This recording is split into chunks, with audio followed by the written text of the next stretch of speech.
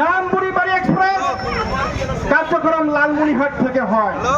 আমরা দীর্ঘদিন থেকে এই বৈষম্য দূরকরণের জন্য লাগাতার কয়েকবার আন্দোলন করেছি, কিন্তু প্রশাসনের টনক নড়েনি। তাই প্রিয় বন্ধুরা, আমরা যে আগামীকালকের অবরোধ রাখেছি তা আমরা দল মত নির্বিশেষে সকলেই এই অবরোধকে সফল করবে ইনশাআল্লাহ। এ দাবি কোনো দলের নয়, এ দাবি কোনো গোষ্ঠীর নয়, এ দাবি কোনো ব্যক্তির নয়, এ দাবি লাখো কোটি সাধারণ জনতার, এ দাবি লালমনিরহাটবাসী।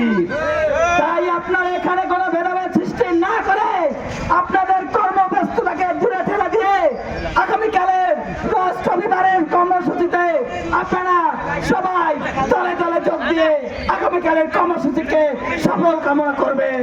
লালমনিরহাটবাসীর প্রতি, এই উত্তরবঙ্গের প্রতি বারবার যে বৈষম্য হয়েছে তার প্রতিবাদ করার জন্য আমরা এখানে দাঁড়িয়েছি, আমরা নিজেদের জন্য দাঁড়াইনি। আমি আজকে এই বক্তব্যের শেষ পর্যায়ে একটি কথা বলতে চাই, আপনারা এখনো এর সঙ্গে যারা সম্পৃক্ত হননি, হাতীবান্ধার পেশাজীবী সাংবাদিক, হাতীবান্ধার সর্বস্তরের রাজনীতিবিদদের প্রতি অনুরোধ জানাচ্ছি, আপনারা জনগণের কাতারে দাঁড়ান। আগামীকাল থেকে আপনারা জনগণের পাশে দাঁড়ান, আমরা আপনাদের পিছনে স্লোগান ধরব। যদি আপনারা সময়ের দাবির প্রতি স্লোগান দিতে ব্যর্থ হন, হাতীবান্ধার জনগণ তার যোগ্য জবাব দেবে ইনশাআল্লাহ।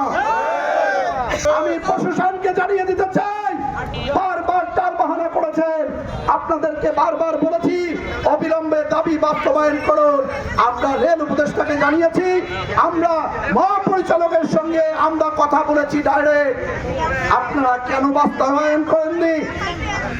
সালমান এফ রহমান হুজুর, দরবেশ সাহেব 35,000 কোটি টাকা নিয়ে যায়, আর আপনারা 100 কোটি টাকার প্রকল্প বাস্তবায়ন করতে পারেন না। আপনাদের এই নতজানু, আপনাদের এই পদলেহন, এই বৈষম্যের প্রতিবাদে আমরা হাতীবান্ধার জনগণ ঐক্যবদ্ধ হয়েছি।